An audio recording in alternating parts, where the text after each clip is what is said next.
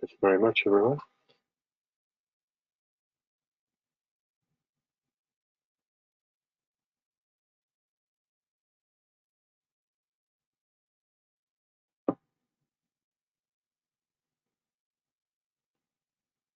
Before we go on to any other subjects, I invite any questions or comments or impressions from my previous discussion about Sirius, or just to share anything from meditation, if you wish.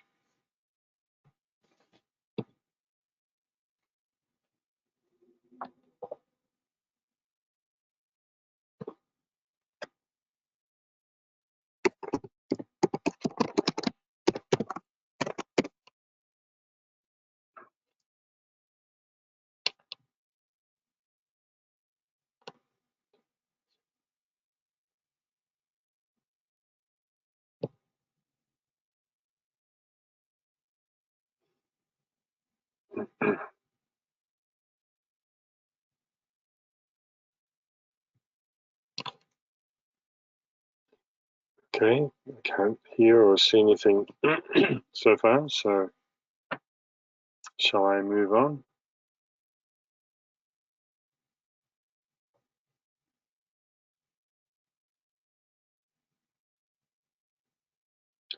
All right.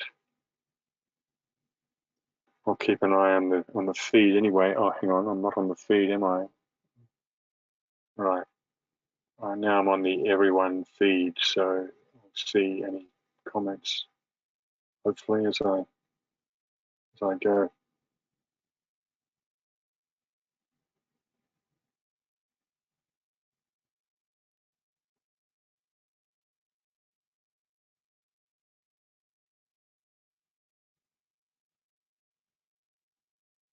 So, all right. Capricorn, of course, is one of the great culminations of the year. It's the 10th sign from the start of Aries. Excuse me. And it represents perfection in many ways. Number 10 is the number of perfection. It has the unification of the masculine, so-called masculine 1, and the so-called feminine 0. Of course, its multiple is 2 times 5, which equals 10, 5 being the number of mind. Capricorn presides over almost all the initiations in some way, but it's particularly related to the 3rd degree initiation, a very advanced stage of unfoldment. Most aspirants and disciples today are somewhere between the 1st and 2nd degree initiations. I think we can all, even if we're not at that point, can put ourselves there as if, given the fact that the 2nd degree initiation, which I do talk about a lot in my newsletters, is one of the hardest to take. Indeed, the other higher initiations come much quicker, much more quickly after the 2nd degree has been achieved. That 2nd degree may take 1 or 2 or a few lifetimes to anchor. Such are the tests of the 2nd degree, which are all recapitulated before the 3rd degree, which Capricorn rules over. Of course, the temptations of Jesus on the mountaintop has a lot to do with this as well, where the devil tempts him to this and that, and this is called the Transfiguration initiation, the 3rd degree.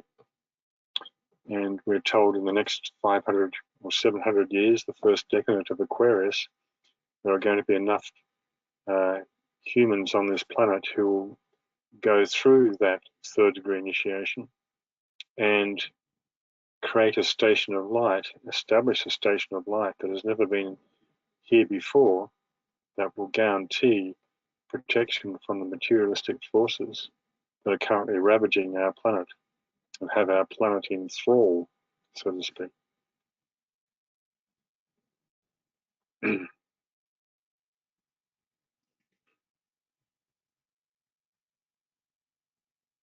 So,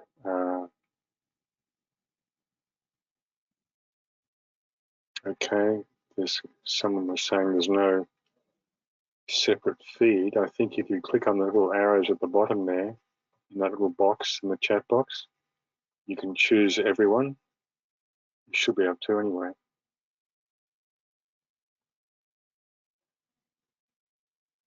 So where was I now?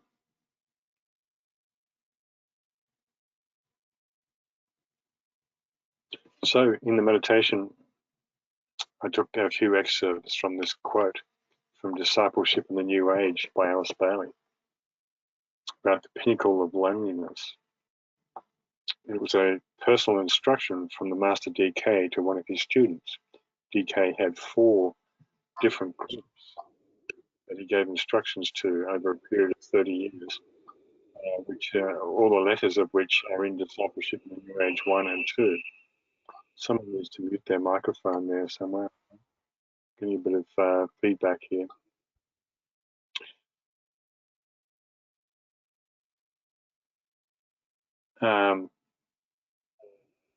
Someone was just asking about when is this decadent.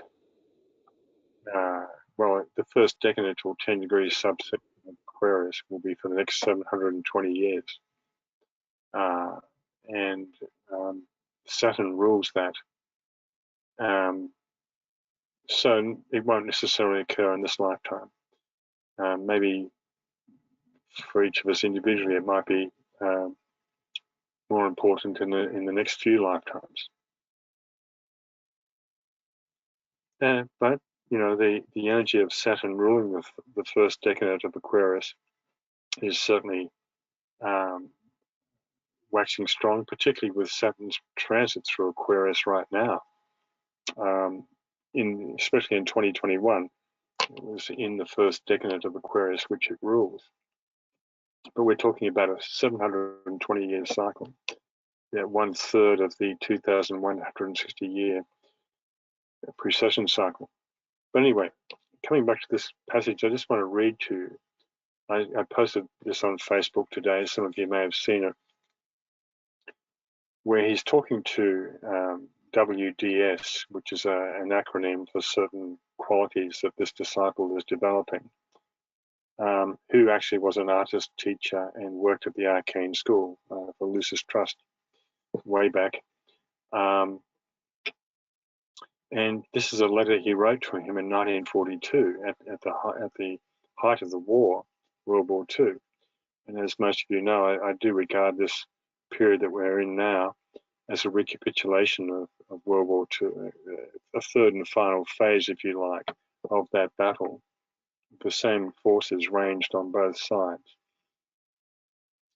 So I think there's we can get much instruction from that period of the 1930s and 40s and some of the things that the Tibetan wrote about at that time. So he says, he gives 6 points. He says, firstly, at the center of a great tornado is a point of peace. Thus does the story go. It can be found. And thus it is with all the storms of life. They lead to peace if you are not a leaf. As opposed, you know, he's talking about a leaf being blown around in the wind without any control. Point 2, hold to your established links and with your brothers walk. Walk as a group upon the lighted way. The chain of the hierarchy firmly stands. And this is one of the tests of initiation too, to identify our co-workers and brothers on the path. He tells us elsewhere, hold to your established links and with your brothers walk. Of course, this is all about group work and cooperation according to the Aquarian theme. Point 3, the light that streams from out of my ashram is part of the lighted way, and on that thread of light you move, and with you move your brothers.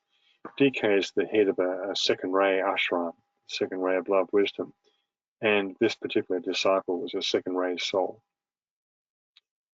So point 4, loneliness, such as you think you know, is but a glamour, brother of mine. You are not alone, but loneliness, such as you can know, is a light that lights the darkness. A light that lights the darkness. Seek that out. And point 5, upon the pinnacle of loneliness is the sole peace where truth is known. Such a beautiful saying, this one. Stand on that pinnacle. And when the truth is clearly seen, point 6, blowing away the cobwebs and the dust of lower life, then can your service carry fresh truth to men. So,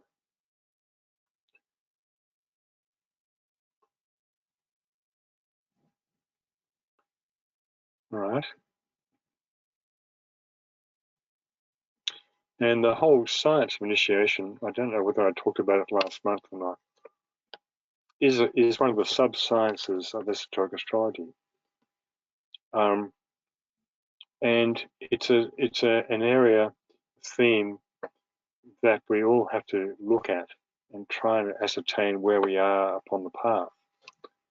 And the natural human disposition is to place ourselves way ahead of where we actually are.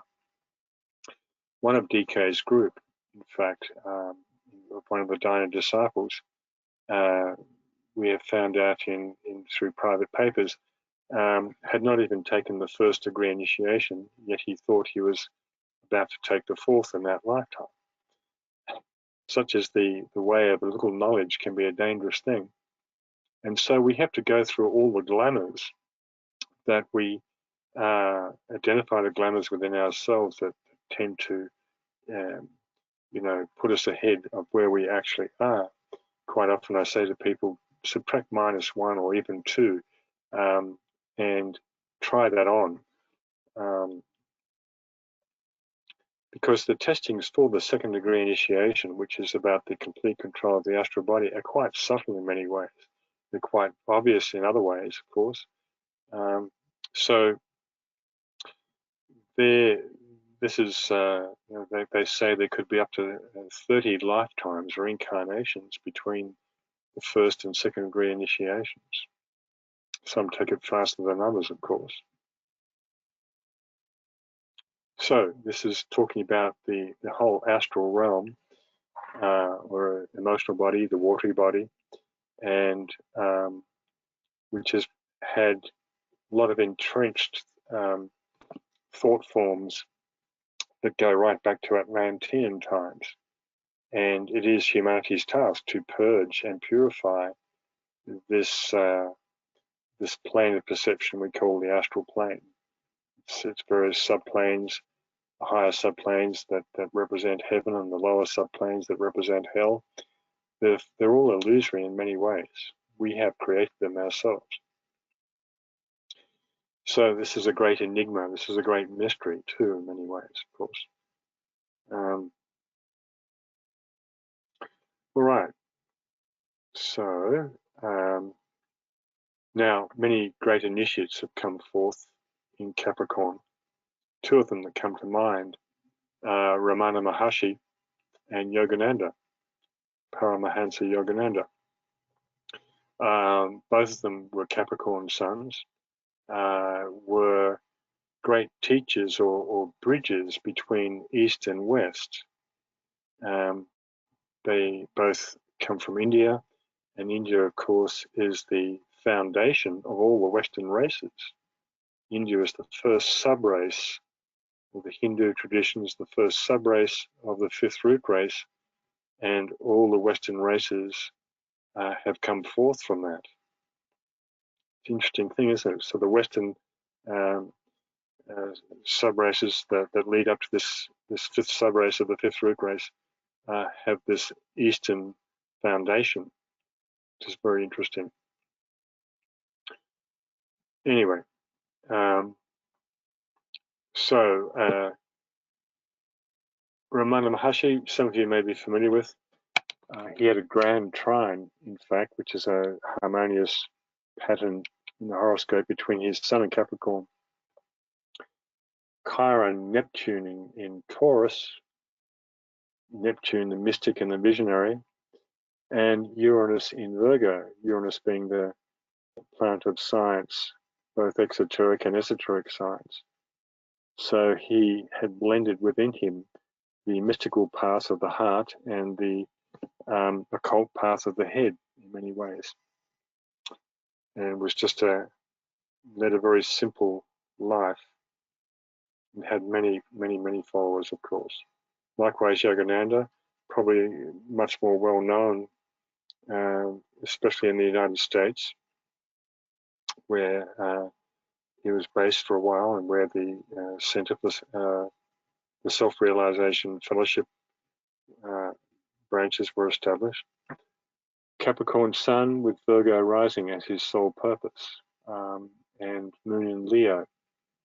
Ramana Maharshi was Libra rising.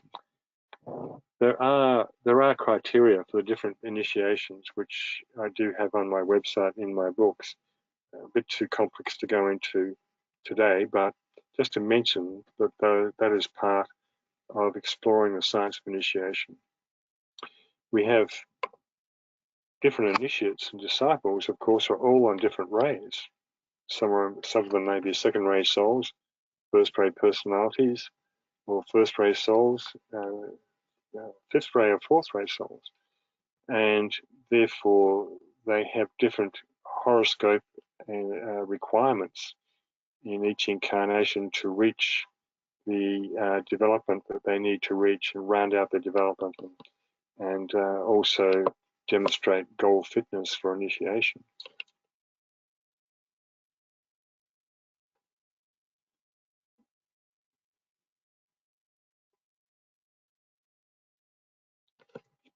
All right.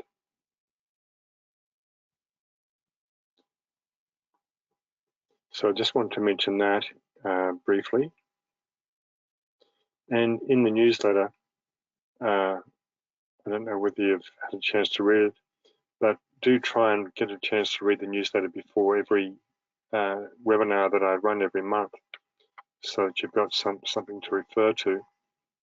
But I talk about Capricorn being a sign of daring and confidence. I talk about how we see goats perched on these rocky outcrops quite casually, or even those photographs we see of the Hoover Dam in the United States, where these goats are on like a 95% incline, eating the grass that's growing on the edge of the dam. It's quite extraordinary. So goats have quite a power of economy with this third ray of active intelligence that comes through Capricorn. Capricorn, of course, one of the most material signs of the zodiac, or the most spiritual sign.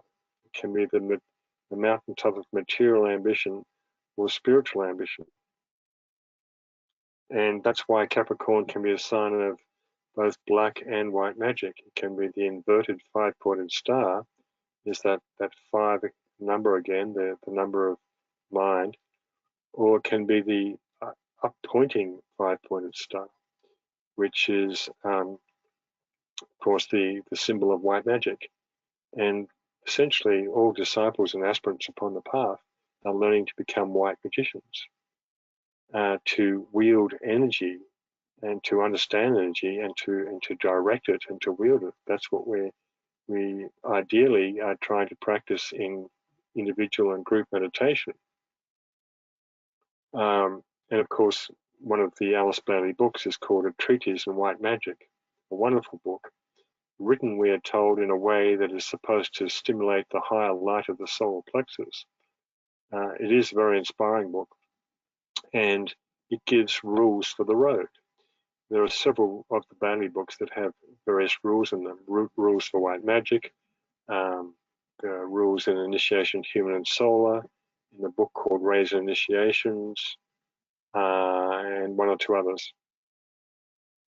And these rules are the universal laws that we follow, that we've been gifted, really, to get more quickly to where we need to go through the various initiations.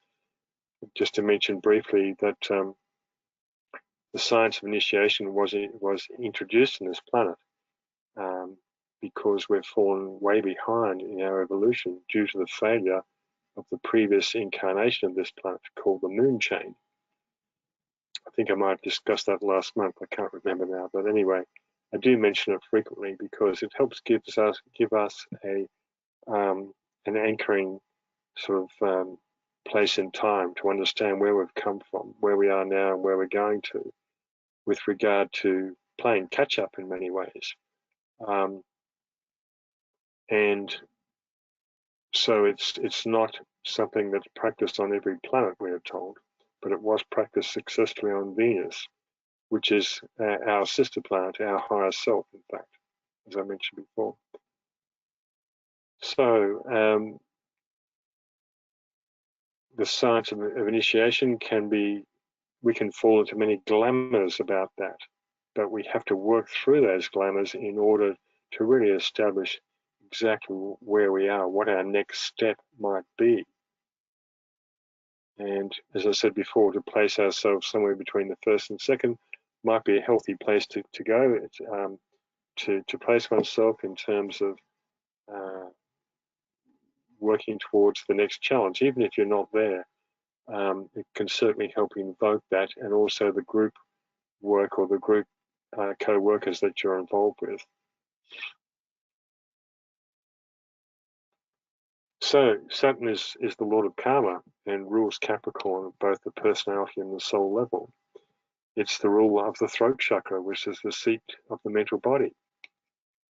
And this is what gives Capricorn its mental erudition, its ability to organize, particularly through the seventh ray, one of the three rays that comes through Capricorn, the seventh ray of ceremonial order or magic.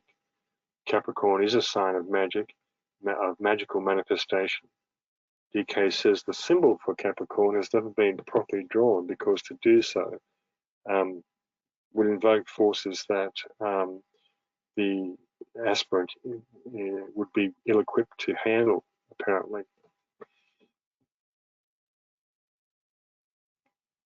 So, any more comments or questions?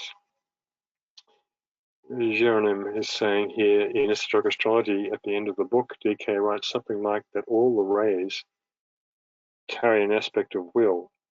Is it then the case that all rays are three or sevenfold according to the rays of the aspects and attributes? They're at least dual, but they are all an aspect of the second ray of love wisdom. The second ray is the major ray underlying the solar system, and all the other rays can be considered sub-rays thereof, including the first ray of will or power. And he does talk in Esoteric Astrology about the dual expression of the rays, and even divided up into, I think it's 16 different sort of expressions, but they can also be considered triple as well. Everything really has a triple expression. The planets, the signs, the rays, all have a triple expression. You have the triple rulership of each sign of the zodiac. Saturn is both the exoteric and esoteric ruler of Capricorn.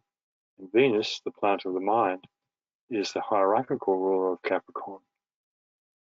So there's a brief answer there anyway. Anyone else?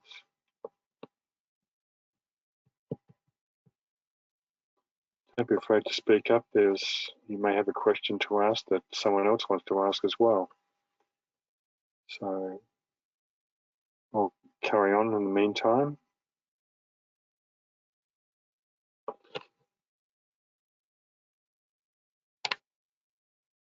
So when the two-horned goat picks its way carefully up the mountain, carefully and with perseverance and great stamina,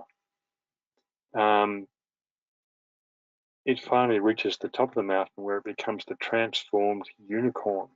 The two horns of the goat, which represent duality, transformed or transcended, and becomes the one horn of the unicorn. This animal which represents the Christ consciousness in many ways. One horn on the forehead, of course, on the brow chakra. DK describes it as white and one-pointed. He also makes some comparison with the sign of Leo. Leo, the 5th sign, Capricorn, the 10th sign. I mentioned this in the recent newsletter regarding the mental polarization of both those signs, but in different elements. One's a fire sign, Leo, the 5th sign, which corresponds to the 5th ray, which comes through that sign, and also the 5th plane of perception, the mental plane, canning from above down. And Capricorn, being ruled by Saturn, the ruler of the 3rd ray of active intelligence. So the rays that come through Capricorn are all on the 1, 3, 5, 7 line. And yet it is a sign of initiation and has a close correspondence with many initiates and paradoxically somewhat the opening of the heart. You can't take an initiation unless there was a certain degree of heart awakening, depending on what initiation you're going towards. Of course, the opposite sign, Cancer, comes into play here as well with its esoteric ruler, Neptune, which is not only the ruler of the solar plexus, but it has an association and rulership over the heart as well. Neptune being the principle of buddhi or intuition. So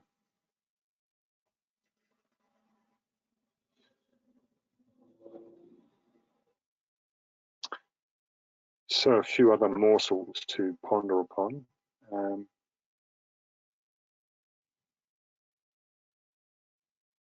And because this 3rd ray, which Saturn rules and comes through Capricorn, embodies the law of economy, you find that Capricorn is one of the most powerful signs in terms of being able to manage matter, to manage money. And, you know, people like Jeff Bezos, for instance, multiple Capricorn planets, Rupert Murdoch, and people like that. And Capricorn can represent the archetypal Scrooge who prefers to corner money for themselves selfishly and not share it around so much. That's a well-known fact, which is brought out in Charles Dickens's story, A Christmas Tale, where there is the Scrooge character. And of course, we are living in a cycle right now where there are thousands of these Scrooges misusing money. Of course, not all of them, but many of them do, and want to appropriate their own personal agendas. So this is one of the major problems that we're facing right now. And even during Capricorn, there could even be a money crisis that is brought about or engineered, so to speak. Quite often Libra too is another sign that's got a close relationship to money. That's where Saturn is exalted and has been a sign well known in the past for money crises and financial crashes and so forth.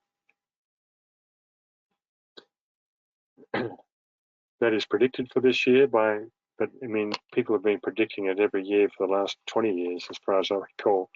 But of course, this printing of more and more money, of trillions of dollars, has to finish at some point. So, all right.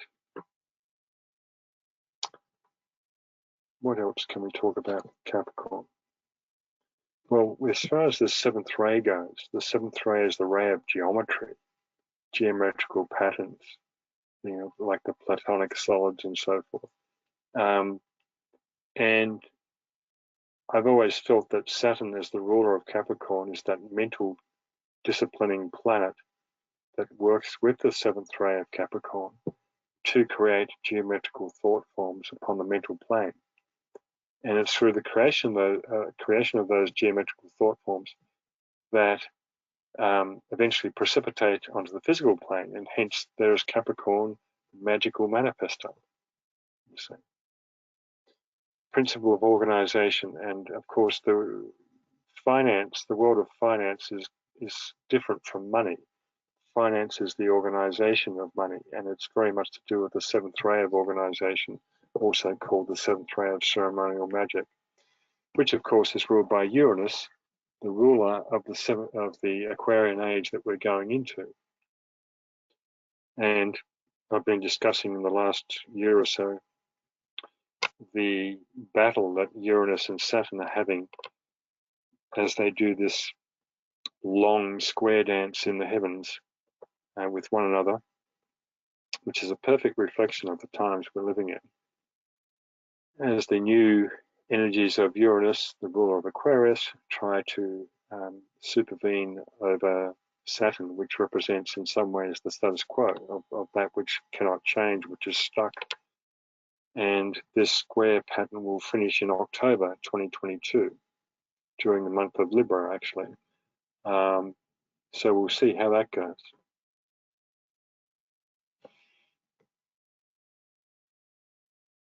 Okay. Any other questions or comments?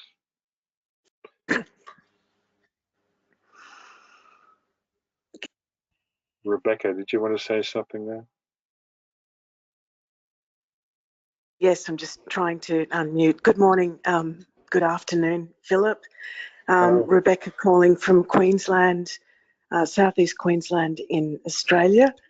I've got a big question, but which is regarding the section in your newsletter about the new group of world servers week that was in 2019, but I'll park that for a minute and just wanted to ask something that might be of more interest to your audience today, which is, could you please make some comments about Mercury retrograde, which I think just happened a couple of days ago, and yeah, I was just wondering if you could make some comments about Mercury retrograde and exactly where it's placed and how that will be affecting world events. Well, I was going to get to that in a minute, actually. That was the next section I was going to get to, so we'll go on to that now. Mercury goes retrograde every year, 3 or 4 times. This year it's going to be retrograde 4 times. And it's somewhat of an optical illusion, Mercury retrograde. It's interesting because DK calls Mercury the planet of illusion in one reference. It rules the concrete mind, the higher mind, and the plane of Buddhi. Mercury and Neptune are the 2 major planets of Buddhi, or intuition. So when it goes retrograde, there's about a 2-week approach period where Mercury starts to slow down in its what we call its astronomical daily motion, as it prepares to go from so-called direct motion to retrograde motion. And so, in fact, yesterday was the day that it went direct proper, but for 2 weeks before that, it was slowing down. And so it will be retrograde proper till February the 4th, which is about almost 3 weeks. And then it will go into a 2-week, it will go direct, but it will have a 2-week post-retrograde period where its daily motion will start to pick up again till it gets back to its normal daily motion. So those 2-week periods before and after can feel like Mercury retrograde, depending on your sensitivity. I sometimes joke that I feel like I've got Mercury retrograde permanently because it's such a strong position in my horoscope, and it was stationary at my birth. Anyway,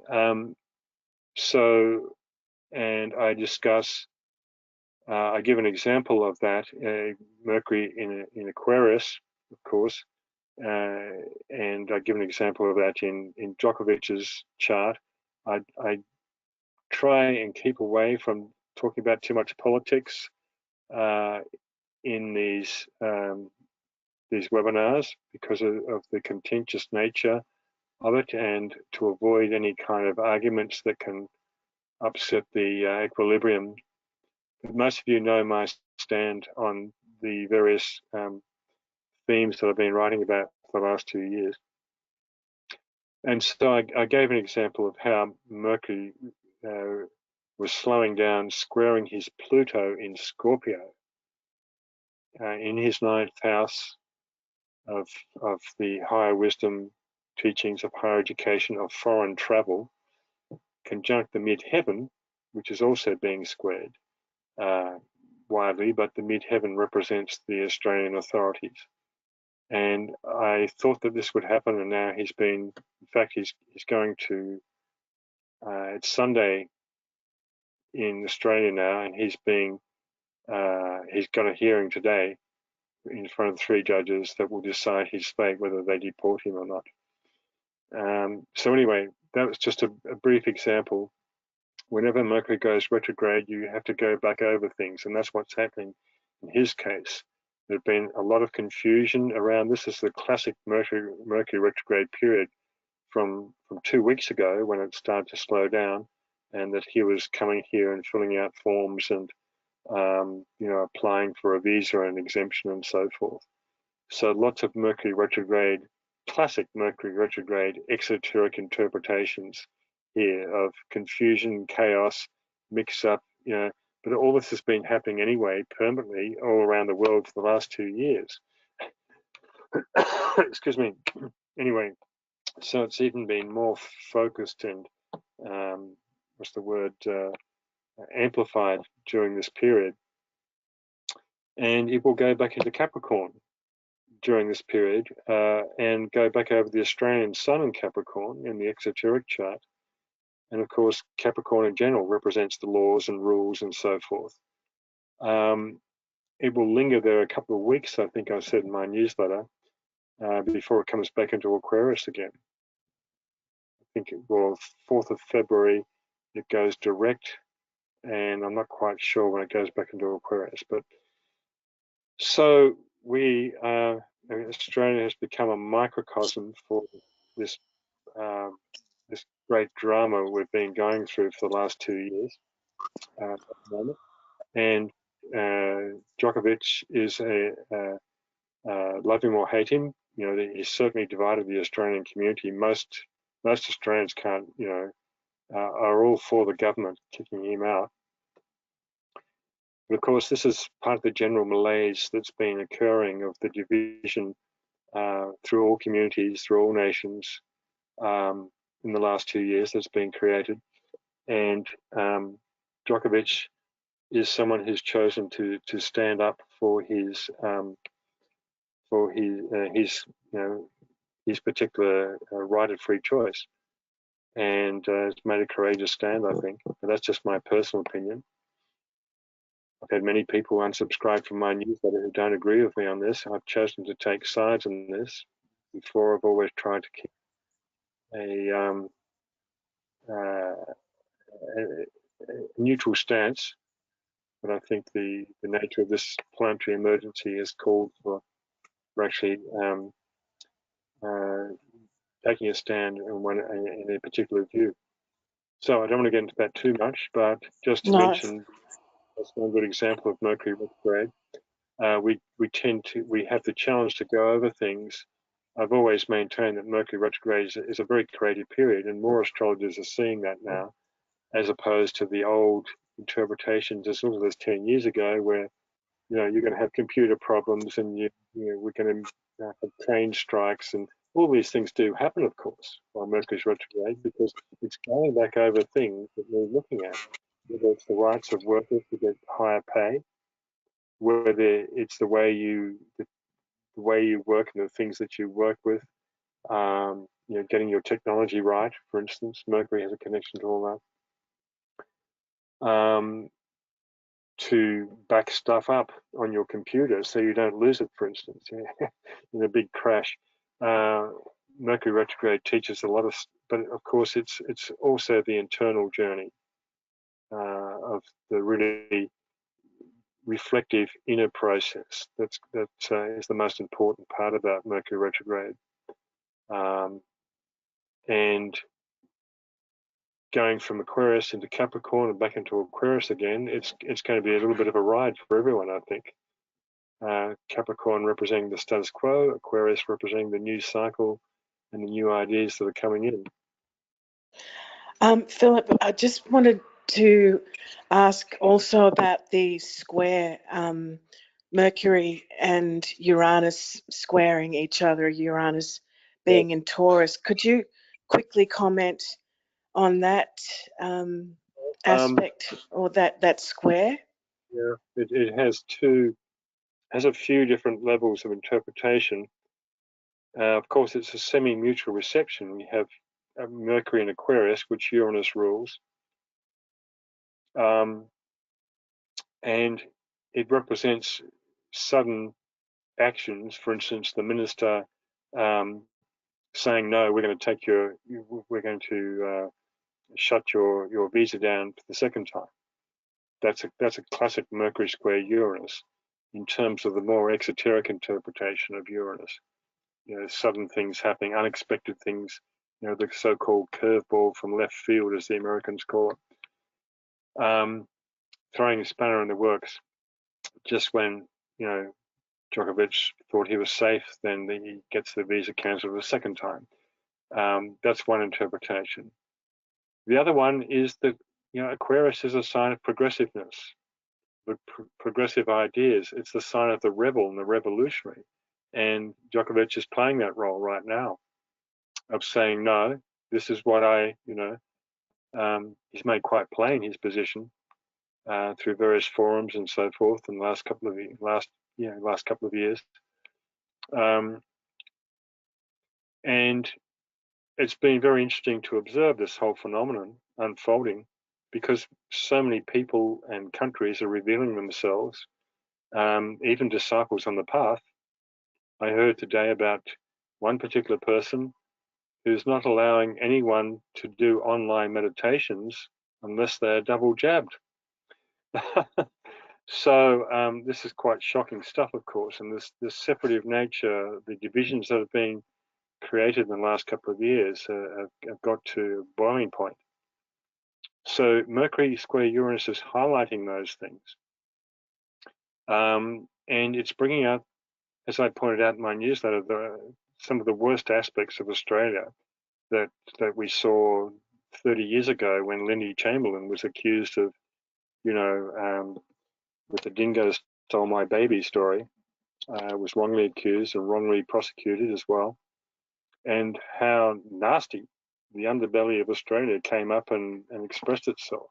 An Australian, a Capricorn nation, both exoteric and esoteric. Anyway. Yes, there's a brilliant movie directed by Fred Skepsey called Evil Angels, yes, starring Sam Neill and Meryl Streep. It absolutely encapsulates that witch hunt that happened, if anyone's interested in seeing that movie. I think in America it's called The Cry in the Dark, but okay, in Australia it's called Evil Angels. Thanks. Yeah. And so what we're seeing now is a kind of another witch hunt and demonization. I've read several articles in that shocking propaganda rag called The Guardian, which used to be a good paper years ago, lately, that it just leaves me flabbergasted to see what these people are writing in terms of the spin, in terms of the derogatory remarks they make about Djokovic for his alternative views on health and healing,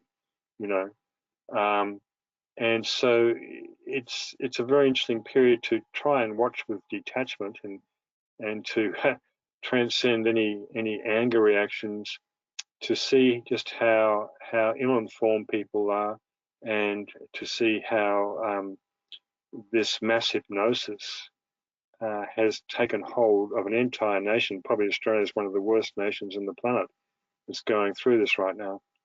Anyway, just briefly to address your question there. Thanks, Rebecca. Anyone else for any other comments or questions?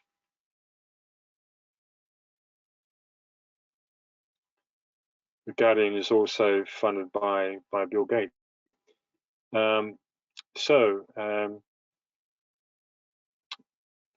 There is a bit about Mercury. So Mercury will be retrograde quite strongly for till at least 3 weeks, but really 4 to 5 weeks if we count the extra 2-week post retrograde period. So and you know, Aquarius is the sign that follows Capricorn, that the Sun will move into soon, and represents a certain reorientation as we approach Pisces, and the new spiritual year starts all over again. We have the new year now, which starts every year on the 1st of January in Capricorn, but that's more the exoteric new year.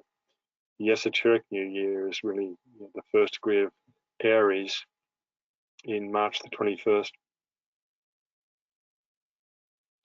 All right, so let me just move on now to the next bit. Yes, there was that bit that Rebecca mentioned about the new group of world servers in 2019. The chart for that is in the latest newsletter, and has an extraordinary amount of planets in Capricorn. Moon, Sun, Jupiter, the south node of the Moon, Saturn, and Pluto. Extraordinary. And I did say in that newsletter that analysis in 2019, that it was the new group of world service week, which goes for 7 years, goes in 7 year cycles. It happens every 7 years. So this one will go from 2019 to 2026. And what I mean by going for 7 years is that the pattern that is expressed in that week of from the December the 21st to December the 28th, that pattern will influence the next 7 years. Just as your solar return chart every year, when the sun comes back to its natal position on your birthday, it will influence you for the next 12 months. So this chart, these new group of world service special weeks every 7 years, will influence the whole 7 year period. And so I said, in that I wrote, hence the period from the December solstice through the end of January, because it was the new moon that fell on Boxing Day of that year, may see a major world crisis precipitate financially, politically, and or spiritually. And basically it has. And I also discuss in various recent special newsletters, such as the one on technocracy and so forth, that I challenge some of the people in the spiritual community to say this is all part of the plan, it's all meant to be, it's all good. And I've taken the position, yes, it is to a degree. The hierarchy know what's happening, they're allowing it to happen, to focus these forces of materialism so that humanity can wake up. And so we are having the Great Awakening happening now. Forget about the Great Reset, we're having the Great Awakening, as Dr. Pamela Popper describes it, and various others. And that is what is happening. These forces that have been controlling the planet for centuries have reached their apotheosis. They've reached their mountaintop of initiation into matter, if you like. They've become so refined and sophisticated that they have got humanity in a vice-like grip, and now humanity is starting to really feel that squeeze and are starting to wake up as a result of this. It's like an enforced initiation in many ways and there are many people waking up and finding their voice, and this will increase. I do believe that it's an exponential expansion of consciousness that's occurring now that can only accelerate, can only snowball in the next few years. And that's what the hierarchy and the masters of wisdom are waiting for humanity, that they can't interfere in this. They're not supposed to interfere. They can't come in and clean up for us. We have to do it ourselves. That's the amazing thing. The hierarchy cannot interfere in human free will. Even in World War II, they did take a position, of course, as we're told, but they left it up to humanity to invoke the so-called Lords of Liberation, which was the force that came through and won World War II. So, by the way, I just mentioned I'm not obsessed with World War II.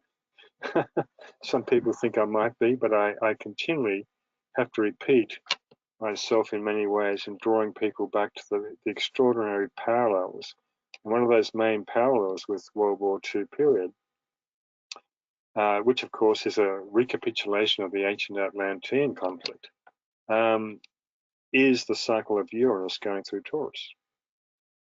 In the early 1930s, when Uranus entered Taurus, and that conjoined Hitler's Taurus sun and was responsible for Uranus's theme of a revolution that created a Nazi revolution, so to speak, a revolution for materialism. Taurus being one of the most materialistic signs of the zodiac too, by the way, in its lower expression. So, and the war was fought, and the Allied forces won. Just the door where evil dwells, as it's discussed in the Great Invocation, was sealed to a degree, but then it was not. Just as soon as the war finished, those forces of materialism were back at it again, and now we find ourselves where we are today, as I've described also in many newsletters. Okay, Jem says, so will this conflict continue and last for another 500 or 700 years until we move into the Aquarius decadent? No, we are moving to the Aquarius decadent now, Jem. Well, the first decadent of Aquarius, I should say. Okay. I don't think it's going to last 500 or 700 years, but we could delay our progress by a century or so. That is possible. And I've speculated on that before. It all depends on humanity, how fast or how slow we want to make this. If people rise up now and stand up for their rights and see what's happening, then we can nip it in the bud and it won't last that long. But if they don't and allow themselves, well, it could take centuries.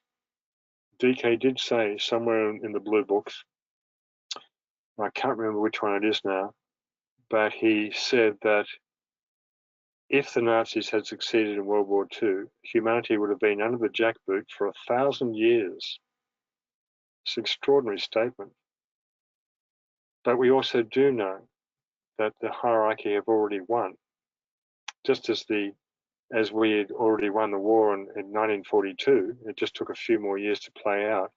So the greater battle has been won too.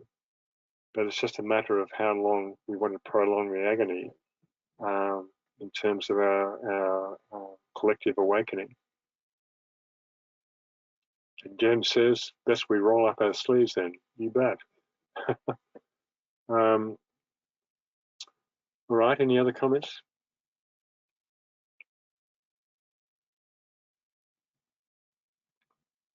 All right, there's talked about Sirius.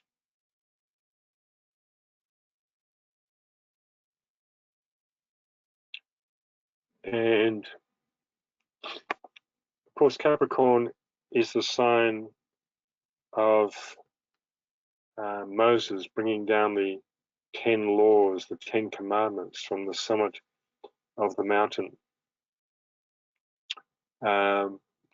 And Moses, of course, is a great archetype of the first ray of will or power, kind of like Master Moya.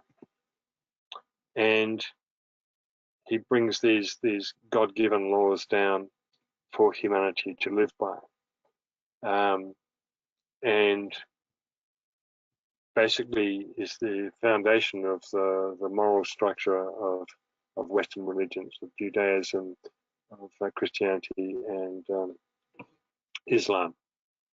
And of course, these laws get abused and misused over thousands of years, and they have to be reiterated in different forms, in different ages. And every age, a new avatar comes and restates or those laws in slightly different ways, perhaps, in order to create a moral structure of guidance for the next 2,000-year cycle. And we are told that the one who holds the office of the Christ, who overshadowed the Master Jesus 2,000 years ago, is, excuse me, my lozenge went back down the throat the wrong way. Sorry about that. We're told that he's taking the unusual step in this cycle of coming back again to complete unfinished work from that period 2,000 years ago. Very interesting. And so humanity are invoking his return and are becoming far more aware in different ways. And I'm noticing too that in this last couple of years, the Christians, many of the Christians who won't have anything to do with esotericism or occultism, are right on the right track as far as discerning what's going on in the world. Of course, many of them are saying this is the tribulation, this is the judgment day. In a way, they're right. It's a minor judgment day of sorts that we're going through, where there's a sifting taking place. There's a sorting of the sheep and the goats, as I've mentioned before. Capricorn, the goats, and Aries, the sheep who follow blindly after the Capricorn goat that picks its way independently up the mountain. And of course, we have the phenomena of this great division occurring through all spiritual groups, all religious groups, all political groups, every type of community you can think of, where there's a difference, every family, in many ways, which has caused incredible conflict. And the reason for the phenomena, I think, comes down to intuition, because there are people who are quite advanced spiritually who may not have that much intuition, but your average Joe Blow on the street may have quite a bit of intuition, even though he may not be that advanced mentally. This is the thing. I think that people are ignoring their intuition or obeying their intuition and taking a particular decision accordingly. Anyway.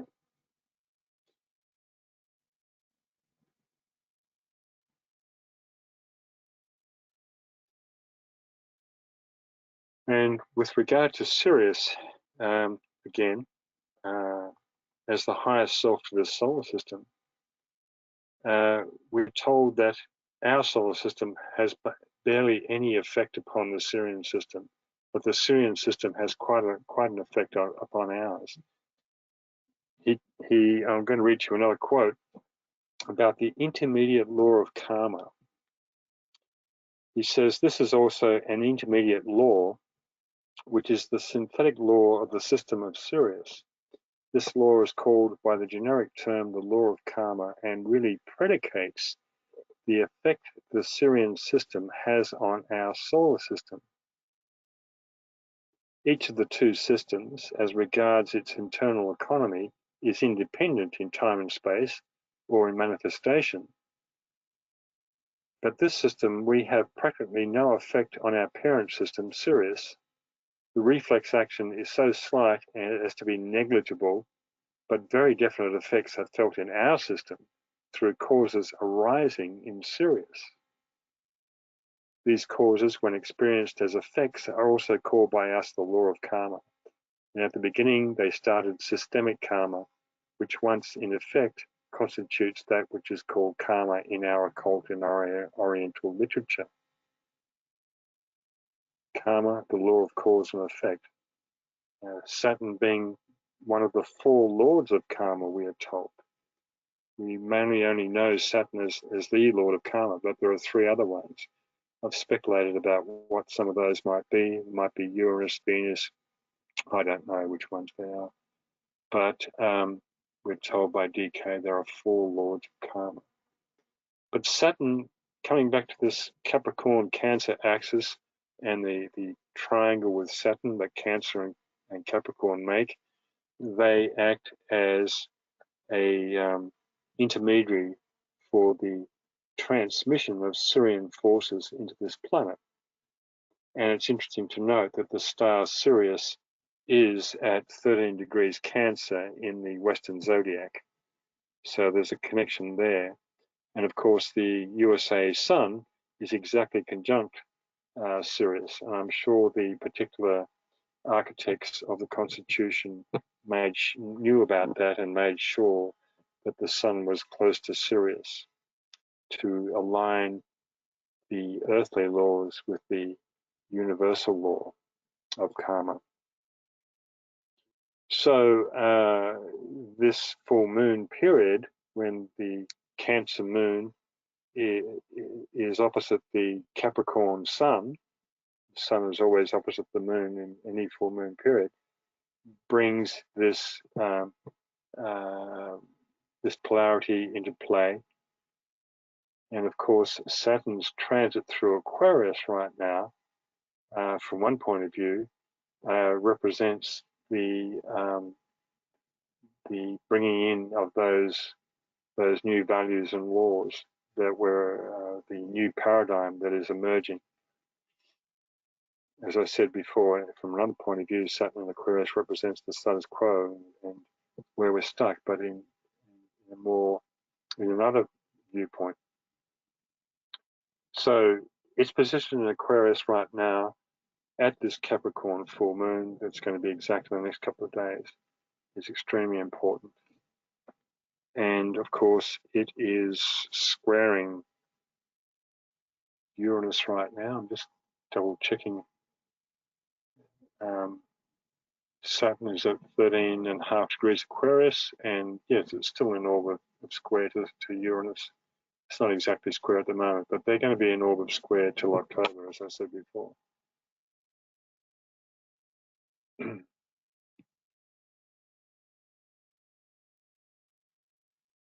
Right, so, and 1 or 2 more things here, I think. Well, the key thing with Sirius, of course, is the theme of liberation. And once, as I said before, once we liberate ourselves through the various initiations on this planet, we can choose to take one of the 7 cosmic paths, of which the path to Sirius is one. And it is this principle of freedom that works also through Uranus. On page 427 to 428 of Esoteric Astrology, there is a table that shows the downflowing of energies from Sirius to Pisces via Uranus. There are different streams of as I said before, of how Sirian energy impacts upon this planet. It comes through 7 different signs, which I've enumerated in other newsletters. But anyway, he says here, the principle of freedom is a leavening energy which can permeate substance in a unique manner. This divine principle represents an aspect of the influence which Sirius exerts on our solar system and particularly upon our planet. This principle of freedom is one of the attributes of deity, like will, love, and mind, of which humanity knows as yet little. The freedom for which men fight is one of the lowest aspects of this cosmic freedom, which is related to certain great evolutionary developments that enable the life or spirit aspect to free itself from the impact, the contact, and the influence of substance. Yeah, substance being matter, us, humanity being bogged down in matter.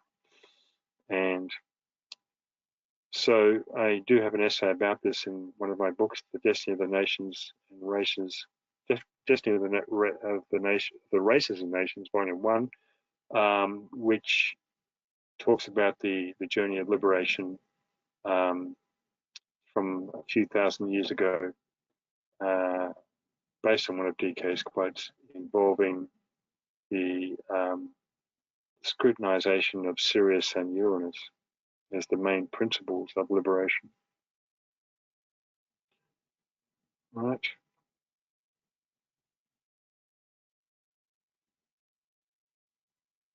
So the 4 planets have not been named. The 4 lords of karma have not been named. We only know one, Saturn, planet Saturn. And that table, yes, 427 to 428 of esoteric astrology. Any other questions or comments, please? I think we're coming towards the end of our evening.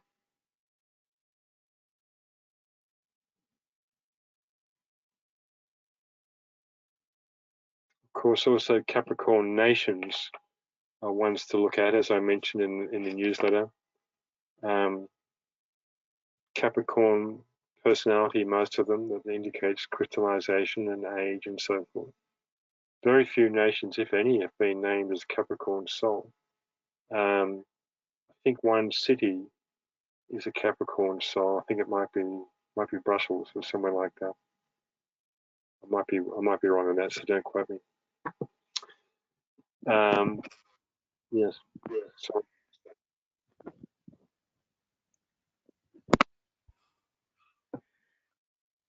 Hi, Philip. I just want to thank you very, very much, especially for your last couple of years of incredible courage. Thank you. And daring. It's been a very interesting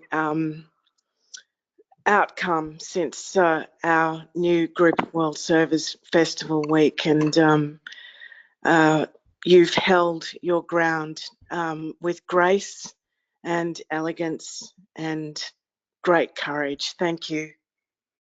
not always graceful and elegant, but yeah, it's been a wild ride. Thanks for your feedback, Rebecca. Terrific. Okay, so we still have time for any other commentaries if anyone else wants to speak up.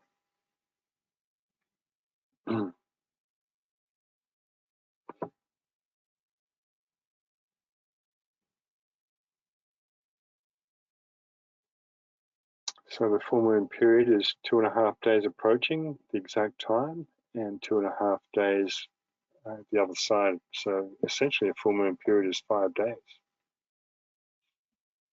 And of course we have the new moons every 2 weeks, and or every month, but 2 weeks before the full moon. And that's quite an esoteric cycle in itself as far as seeding ideas. It's quite an occult period that some people regard as important as the full moon. So we can all regulate our lives according to these new moon and full moon cycles, this in-breathing, this out-breathing, taking advantage of the astrological forces that are pouring through each sign. It's still a great mystery to me, even though I've been involved in this as an astrologer for 30 or 40 years. These signs, as I've said in many newsletters, are living beings. This is the heart of the 12 creative hierarchies. They're groups of beings that constitute a certain energy of each sign, and through these groups of beings pass the ray energies that are pouring into our solar systems, that are being broadcast or transmitted by the planets in the solar system through the creative hierarchies, through the zodiac signs, through the constellations, and the signs, of course, being different things. So it's a vast network of lives. The rays are living entities themselves. The signs are living entities. The planets are living entities, including our planet. The Earth is the co-ruler of the third ray and is just as an important planet in your horoscope as the rest of the planets.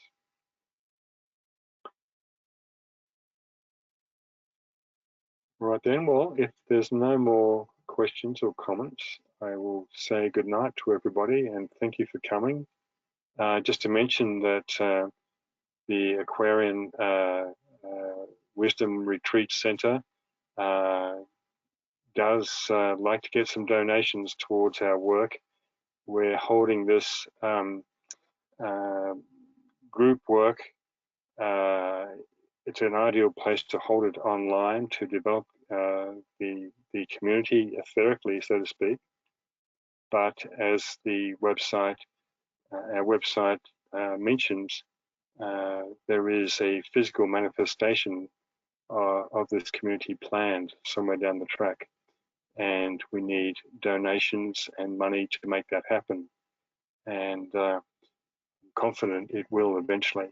It all depends on how well we all are able to cooperate with each other and to share the vision and to commit ourselves to that vision.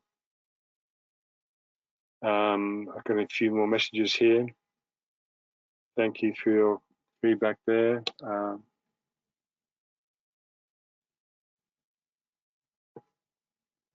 Someone mentioned the tax ID thing in terms of it being a bit tricky to send donations. I realize this is probably an issue for most Americans. It's not so much an issue for Europeans because it's a standard thing that is asked. Don't worry about the security of your tax number.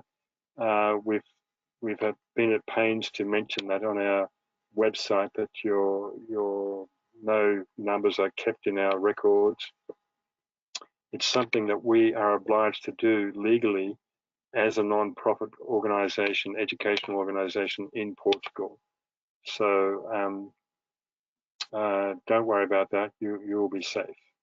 Don't make your donations to me personally. That I'm a separate entity. This is the Aquarian Retreat Association. So anything you send to me that is meant for the Aquarian Association, it's better to make the donation through the Aquarian Association.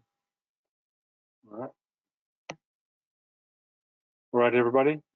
Thanks so much for coming, and I'll say ciao for now, and hopefully see you all next month. And you can close the meeting if you like, Ines. Not quite sure. Click on here. There we go.